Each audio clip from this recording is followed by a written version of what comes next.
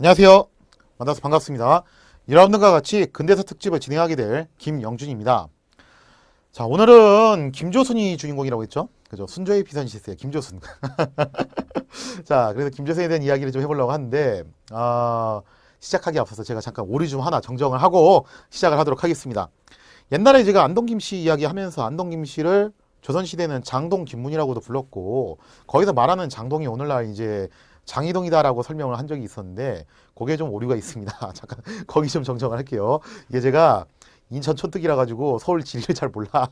그래가지고 좀 실수로 범했는데, 이래요. 거기서 나오는 장동이 뭐냐면요.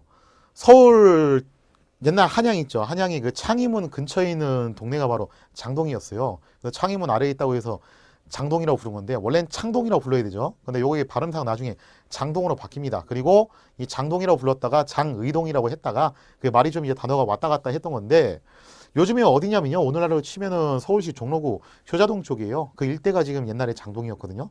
그러니까 서울시 성북구에 있는 장이동과는 무관하다는 것을 제가 오리 정정 설명을 해드립니다. 이거 어떻게 알았냐면요. 잠깐 좀 사담 한마디 좀 해드릴게요. 옛날에 아마 제가 좀 이야기하다 한 번쯤 언뜻 나온 적이 있었는데 제 고등학교 친구 중에서 모 유명한 게임 회사에서 회계 일을 하는 친구가 있다라는 얘기를 제가 한번 했었어요.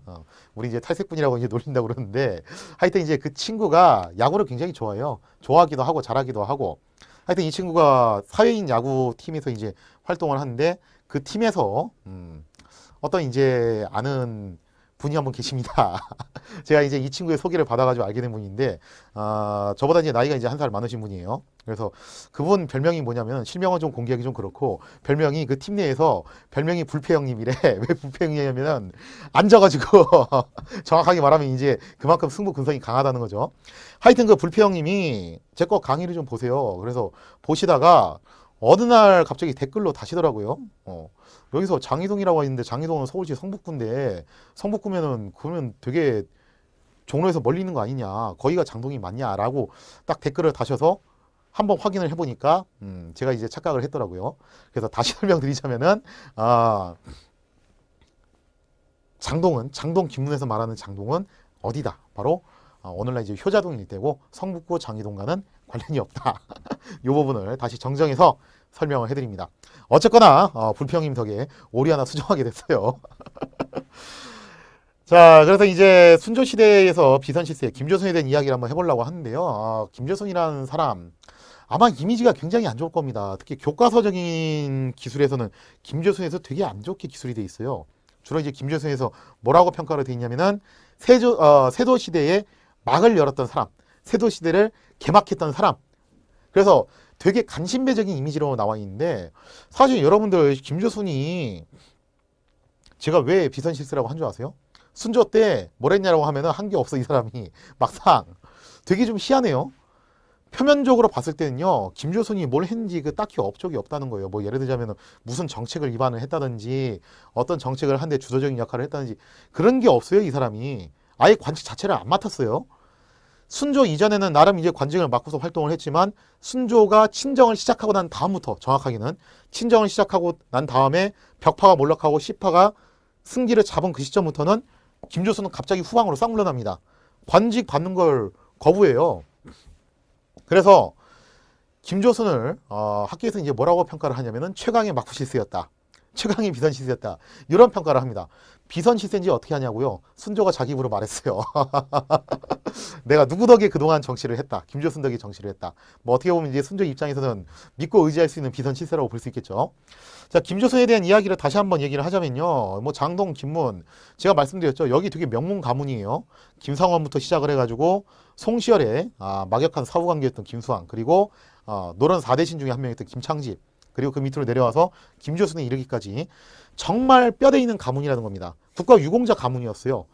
이 이상 흠결을 잡을 수 없는 그런 가문이 바로 요 가문이었습니다. 근데 김조선이라는 사람은요, 앞때 있었던 선대 사람들하고는 약간 좀 차이 나는 게 있어요. 뭐가 차이 나는 거냐면요. 앞때 있었던 사람들은요, 명분을 굉장히 중요시 했던 사람이에요. 의리, 제가 의리라고 얘기했죠. 의리를 굉장히 중요시 여겼던 사람들입니다. 정치적 도덕률을 엄청 강조했던 인물들이에요. 그래서 사실 김조순의 집안은 엄밀하게 말하면요, 벽파 청명당하고 좀 유사한 성격을 가진 집안이었습니다. 아니, 벽파 청명당 자체가 존경하고 동경했던 사람들이 다 원래는 이쪽 사람들이에요. 근데 희한하게도 김조순은 어느 쪽의 길을 선택했던 사람이냐면은 시파의 길을 선택했던 사람이죠. 그래서 김조순이라는 사람은 위에 있었던 선대 사람들하고 좀 약간 다르게 현실 감각, 그 다음에 나름의 융통성과 타협성을 보여주는 그런 인물이었다고 볼 수 있습니다. 김조순은 왜 그런 성향을 갖게 되었는가? 솔직히 몰라요. 그 왜 그런지는. 그냥 뭐 개인 성향이라고만 생각을 해야 되는데, 김조순이 젊은 시절에 정조의 좀 나름 총애를 받고 있던 시절에 아직 이제 관직 생활한 지 얼마 안 됐던 시점이에요. 그때 폐관소설이라고 정조가 이제 금지를 했어요. 그렇게 자유분방하는 필체를 쓴 그런 소설을 보지 마. 왜냐면 정조는 세종시대를 이상향으로 삼았던 사람이에요. 그래서 원래 오리지널틱한 성리학을 강조했던 사람이고 이걸 문체반정이라고 합니다. 그래서 이 문투를 원래 성리학적 경전 교리에 맞춘 그런 문투를 써야지. 그래 폐간소설, 자유분방한 소설 쓰는 거 그런 거 보지 마라. 그리고 폐간소설 대부분 다 무슨 얘기냐, 황당무계한 얘기거나 아니면 연애담, 요즘 치면 뭐 야설이죠, 그죠? 판타지 소설 아니면 야설 이런 거 무지하게 많지 않냐. 그러니까 그런 거 보지 말아라고 이렇게 신하들한테 경고를 엄청나게 했단 말이에요. 김조선은 처음에 이거 안 보려고 그랬어요. 그러다가 어느 날 이제 어쩌다가 이걸 보게 됩니다. 그리고 나서 푹 빠진 거죠.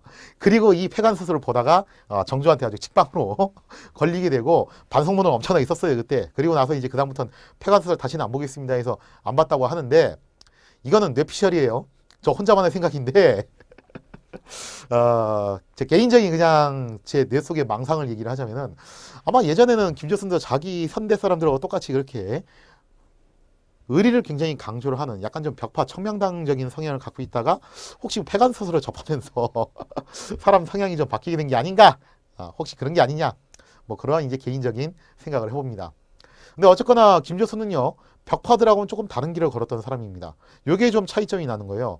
그러니까 벽파 청명당 못지않은 흠결이 없는 집안이에요. 굉장히 완전무계라는 집안이었는데 그 완전 무계라는 집안의 뼈대를 가지고서 청명당과는 좀 다르게 현실에 어느 정도 타협을 하는 그런 정치를 했던 사람, 되게 이제 융통성과 유연성이 있었던 사람이죠. 그런 인물이 김조순이었다는 겁니다.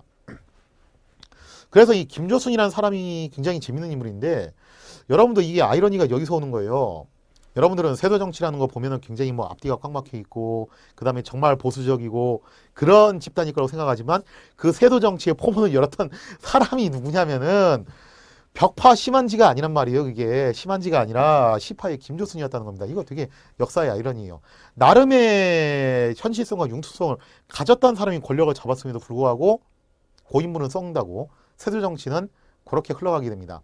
그래서 제가 예전에도 잠깐 언급드렸다시피 우리가 항상 흠결 없는 것만 그렇게 강조를 하다 보면은 요런 패착에 빠질 수 있습니다. 아마 안동 김씨들은 그렇게 생각했을 거예요. 우리 집안이야말로 가장 뼈대 있는 명문 집안이고 흠결을 찾아볼 수 없는 집안이다. 김상원 어떤 사람이요? 병자호란때 끝까지 싸우자고 주장했던 사람이죠. 진짜 보수의 아이콘이었던 사람이요. 김수왕 누굽니까?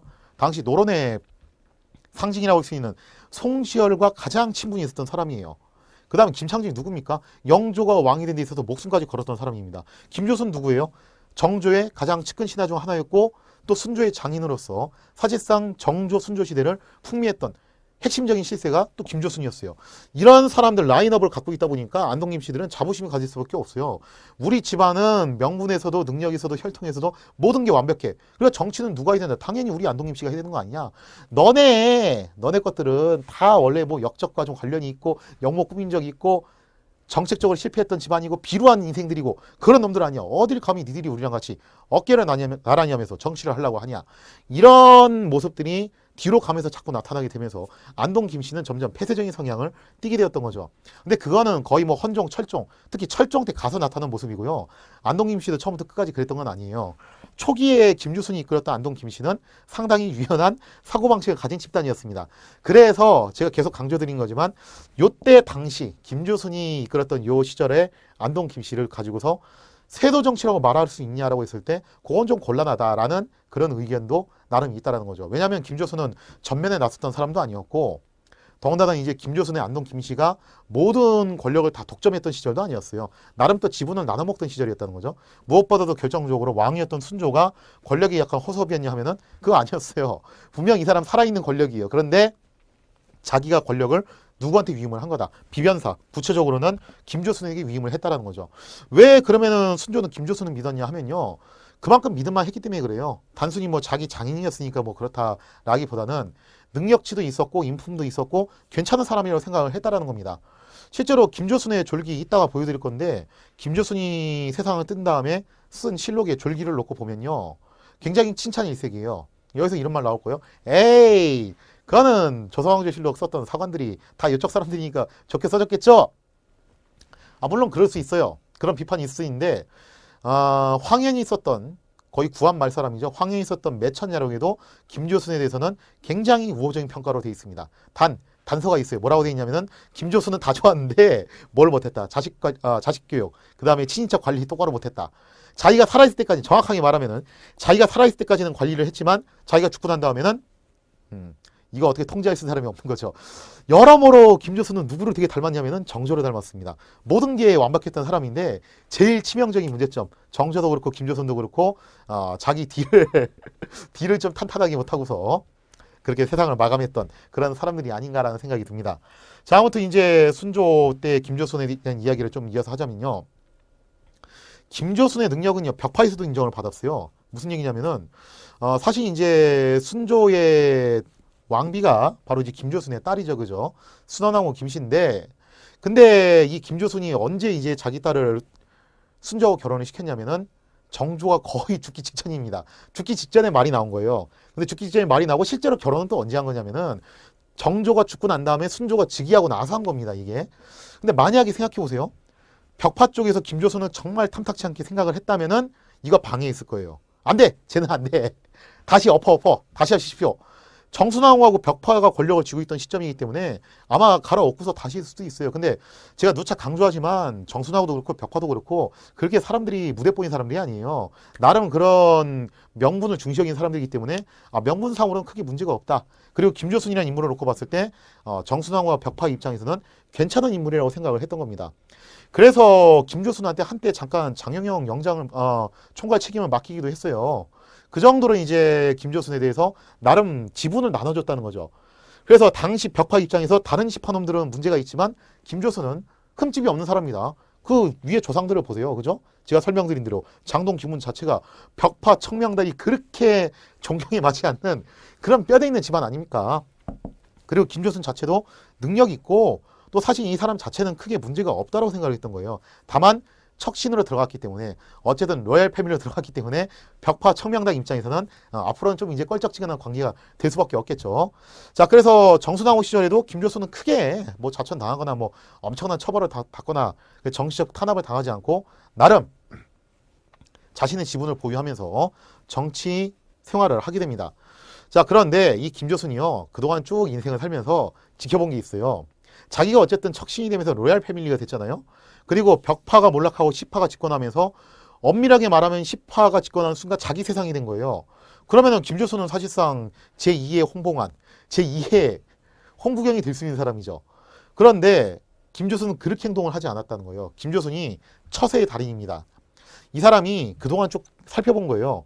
왜 그동안 자기가 살았던 시대 근처에 살았던 척신들이 다 말로가 안 좋았냐 이거죠. 홍봉안 자체도 막판에 이제 김기주 집안하고 엄청 싸우다가 결국 어떻게 했습니까? 홍봉안 자체는 크게 험한 꼴을 보지 않았지만 그 동생이었던 홍인안 그리고 홍락임 이런 사람들은 굉장히 말로가 안 좋았죠. 김기주 같은 경우는 심지어 정조를 도와줬는데도 불구하고 어떻게 됐어요? 토사구팽 당했어요. 그 다음에 홍구경 뭐 말할 것도 없어. 이 사람은 정조의 남자였어요. 왕의 남자인데도 불구하고 막판에 토사구팽 당했다는 겁니다. 하얀 머리에 봉조화라고 그랬죠. 그죠? 젊은 날에 명예퇴직 당해가지고 결국 이것 때문에 횟가닥해서 돌아가셨죠. 그죠? 화병으로. 왜 이 사람들이 하나같이 다 말로가 안 좋았냐라고 했을 때 김조순의 결론은 이겁니다. 척신이 정치에 지나치게 관여하는 것은 결국 뒤끝이 좋게 나올 수가 없다. 그래서 척신은 척신으로서 분수를 지키고서 후방으로 물러나야 된다고 생각을 한 거예요. 그래서 김조순은요. 사실상 시파의 시대가 오게 되면서 뜻밖의 정치 전면에 나서지 않습니다. 뒤로 물러나는 거예요. 물러나서 후방에서 이제 활동을 하는데, 그래서 김조순과 관련된 업적이 별로 나오질 않아요. 이게 찾아보면 조선왕조실록 보면은 순조 때 도대체 김조순이 뭐랬냐 하면은 한 게 없어 이 사람. 그죠? 한 게 없는 그런 황당한 상황이 생기는 거죠. 심지어 이런 적도 있어요. 순조가 김조순을 배려해가지고 인사권을 주려고 그랬어요. 그러지 말고 좀 나를 도와주시오. 자, 그랬더니 김조순이 이걸 거부를 합니다. 아니, 인사권을 자기한테 준다는 것은 이거는 뭐 최강 시세가 될 수 있는데 그걸 일부러 거부했다는 거예요. 그만큼 자기 처신에 대해서 굉장히 조심스럽게 행동했던 사람이 김조순이었다는 거죠. 자, 그 다음에 두 번째로 김조순이 유일하게 전면에 나서서 했던 일이 딱 하나 있습니다. 그게 뭐였냐면은 정조의 무덤이었던 그 이제 건릉이었는데 그 건릉을 천장, 즉 이장시키는 일을 갖다 한번 주도를 한 적이 있어요. 그거는 김조순이 주도를 한 게 맞는데 이거 하고 난 다음에 순조가 고맙다고 포상을 했습니다. 그 포상도 역시 김조순이 거절합니다. 이러시면 안 되옵니다. 아니 보면은요 되게 깔끔한 사람이에요. 권력에 대한 욕심도 없어 보이고 어떻게 보면은 권력에 대한 욕심도 없어 보이고 깔끔하게 척신으로서의 분수를 지키면서 후방으로 물러나가 있고 거기다가 왕이 그런 포상을 내려도 이거를 거절하니 이렇게 청렴하고 깔끔한 사람이 어디 있습니까? 그죠? 자, 김조순이 행동했던 그 표면적인 부분들은 다 깔끔해요. 근데 왜 김조순을 비선실세라고 하냐면은 이 사람이 정말로 후방에 물러났던 건 아니고 머리가 좋은 사람이죠. 사실 후방에 물러나면서 나름 막부실세로서 비변사를 좌우했던 인물이 누구였냐면은 김조순이었다는 겁니다. 그리고 이게 가능했던 이유는요. 순조가 몸이 아팠기 때문에 가능한 거예요. 아니 몸이 아파가지고 그냥 만사하다 귀찮아. 만사가 귀찮다 보니까 결국 누구한테 자꾸 일을 떠넘기는 겁니까? 비변사에 떠넘겨요. 근데 순조도 바보가 아닌다 하면 뭐 비변사한테 떠넘겼다가 얘들이 이거를 갖다가 이 권력을 남용할 수도 있다는 거 알잖아요. 그죠? 이거 잘못하면은 고향에 대해 생선 맡기는 격이 되는 건데 김조순이 만약에 비변사에 영향을 끼치고 있던 김조순한테 이거를 좀 어떻게 부탁을 한다면은 훨씬 더 안정적으로 굴러가지 않을까라는 생각을 순조는 했던 겁니다. 즉 가장 믿을 만한 건 역시 패밀리고 그 패밀리 중에서도 김조순은 이 순조가 봤을 때 가장 믿을 만한 인재라는 거예요. 능력도 있으면서 인품도 갖췄고 나름 또 청렴한 사람이다. 그리고 권력에서 실세로 나서려는 의욕이 없는 사람이니까 그냥 막후에서라도 좀 나를 도와주면은 좋지 않을까라는 생각을 했던 거죠. 그래서 김조순에 대한 의지하는 마음이 자꾸 늘어나게 되면서 결국 김조순에 대한 권력이 막후 실수를 있으면서 그 권력이 자꾸 늘어나는 현상이 나타나게 되는 거죠. 그래서 김조순 자체는 이 권력을 남용했던 사람은 아닙니다. 적어도 김조순이 살았던 시절에는요. 홍경래난 빼면은 뭐 크게 트러블은 없었어요. 그냥 그럭저럭 나라가 굴러갔던 시점이었어요. 근데 문제가 뭐였냐면은 김조순의 자식과 김조순의 나머지 친척들은 그렇게 청렴한 사람들은 아니었어요. 여기서 문제가 있었다는 거죠. 즉 김조순은 현실적인 정치 감각도 있었고 또 정치에 있어서 나름 그 분수를 지킬 줄 아는 그런 선을 지킬 줄 아는 그런 나름의 노선도 있었고 그런 것도 있었는데 근데 문제는 그 밑에 있는 사람들 자기 뒤를 이을 사람들은 그런 사람들은 아니었다는 겁니다. 그래서 어떻게 보면은 매천 야록에서 말한 것처럼 황현이 평가한 것처럼 가장 큰 문제는 뭐였냐면 김조순 자체의 문제라기보다는 김조순의 뒤를 이었던 사람들에 대한 문제 그리고 굳이 김조순의 문제를 찝자면은 뒤에 사람들을 체계적으로 관리할 수 있는 그런 뭔가 방책을 마련하지 못하고 세상을 떴다라는 점 이런 것들이 김조순의 가장 큰 문제였다고 볼 수 있겠습니다. 자 그래서 김조순이 세상을 떴을 때 실제로 순조가 뭐라고 졸기를 남겼는지 한번 볼게요. 영돈영부사 김조순이 졸하였다. 하교하기를 뭐라고 했나 볼게요. 애통하고 애통하다. 이것이 웬일인가. 기억하건대 지난 경신년, 연도는 제가 쓴 건데 이 경신년은 1800년입니다. 언제적 얘기냐면은 정조가 세상을 뜨기 직전이에요. 영고께서 여기서 말하는 영고는 돌아가신 선왕을 좀 이제 높여서 부르는 거죠. 영고께서 소자의 손을 잡고 말씀하시기를 소자는 순조를 말하는 거죠.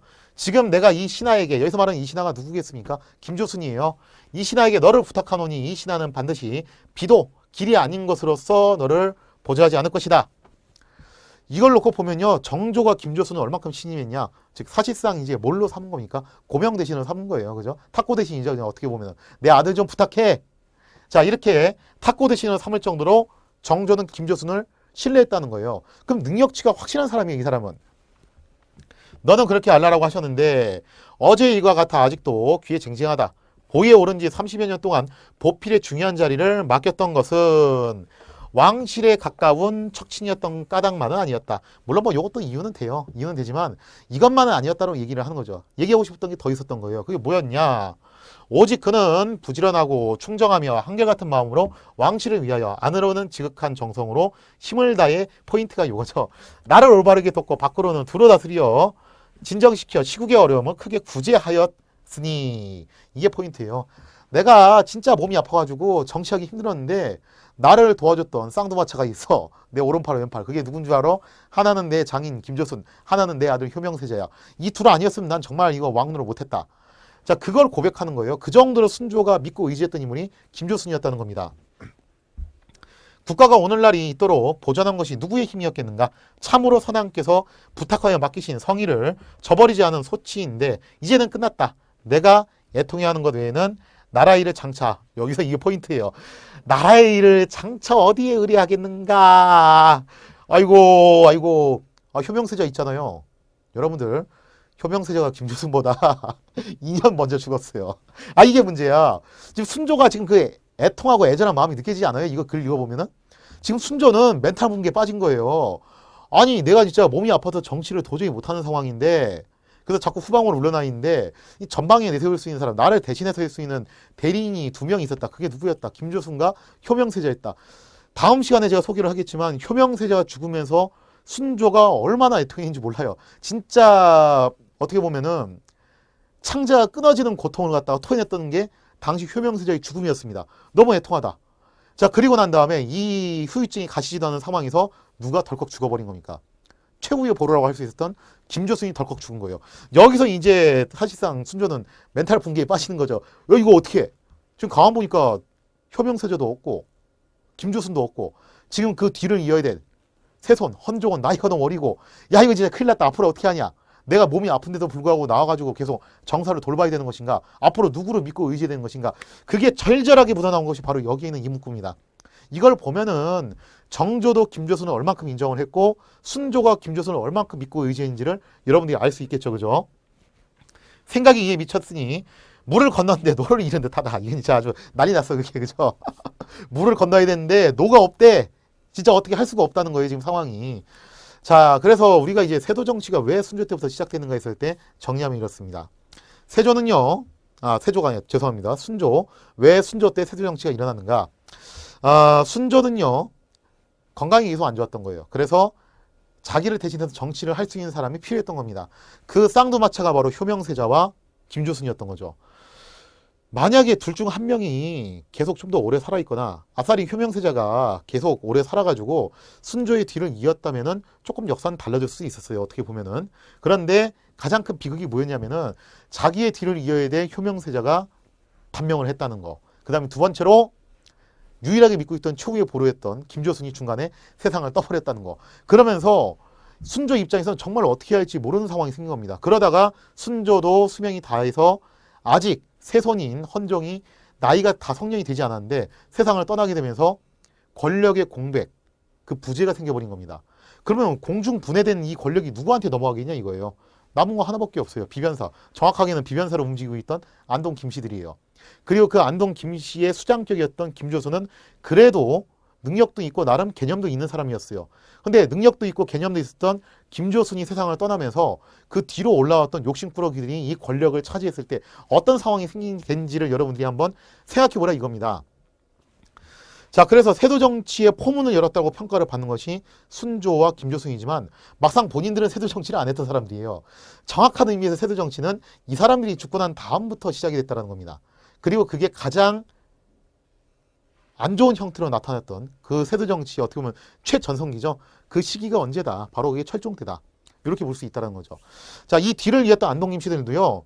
뭐 사실 우리가 알고 있던 것처럼 처음부터 그렇게 욕심을 과도하게 부렸던 건 아닙니다. 처음에는 그래도 김조선이 했던 걸 좀 어느 정도 이어받아가지고 지분을 나눠 먹으려고 그랬어요. 그래서 김조선 같은 경우도 안동 김씨 혼자 다 해먹으려고 했던 게 아니라 반남 박씨, 풍양 조씨 이런 가문들을 좀 나름 대우를 해줬습니다. 자, 그에 비해서 이제 뒤로 가면서 점차적으로 안동 김씨들이 권력을 독점하려는 그런 욕구가 생기기 시작한다는 거죠. 아니 뭐 권력은 혼자 먹어야지 다 독차지지 제맛이죠. 그죠? 부자 간에도 나누지 않는 게 권력인데 무슨 다른 가문하고 나눕니까? 이거를 통제할 수 있는 사람, 제어할 수 있는 사람이 있을 때는 그럭저럭 운영이 되는 시스템이었지만 지금 현재 순조 때의 시스템은 바로 그 통제할 수 있는 컨트롤 타워가 사라지는 순간 어떻게 된다는 겁니까? 이거는 어디로 향할지 모르는, 이제 파국을 향해서 질주하는 폭죽 기관차가 될지도 모르는 게 바로 순조 때의 정치 시스템이라는 거죠. 자, 그래서 순조 때의 정치 시스템을 혹자는 세도 정치의 시작으로 보고 있고, 혹자는 세도 정치라고까지 하기는 힘들지만 그 비극을 잉태했다라고 보는 그런 두 가지 평가를 받는 이유가 바로 또 여기 있다라는 거죠. 자, 이렇게 해서 이번 시간에는요, 김조선에 대한 이야기를 한번 끝마쳐봤습니다. 이제 본격적으로 세도 정치가 가동되는 시기, 즉 헌정기로 넘어가게 되는데, 거기에 앞서서 다뤄야 될 인물이 있어요. 젊은 왕 두 명을 다룰 겁니다. 하나는 효명세자, 하나는 헌종인데 둘 다 공통점이 뭐냐면은 젊은 나이에 단명했다는 거죠. 효명세자는 세장인데 왜 젊은 왕이라고 하세요? 이유가 있어요. 효명세자는 왕이라고 불릴 수 있습니다. 아시는 분은 아실 거예요. 이게 왜 그런지. 자, 그래서 이제 이 두 젊은 왕에 대한 이야기를 할 건데, 효명세자와 헌종이 단명을 하게 됨으로써 과연 조선 역사에 어떤 영향을 미쳤는가, 그리고 이 두 젊은 왕은 어떤 스타일의 지도자였는가, 거기에 대한 이야기를 다음 시간에 이어서 한번 다뤄보도록 하겠습니다. 자, 이 시간 이야기 마치도록 하겠습니다. 감사합니다.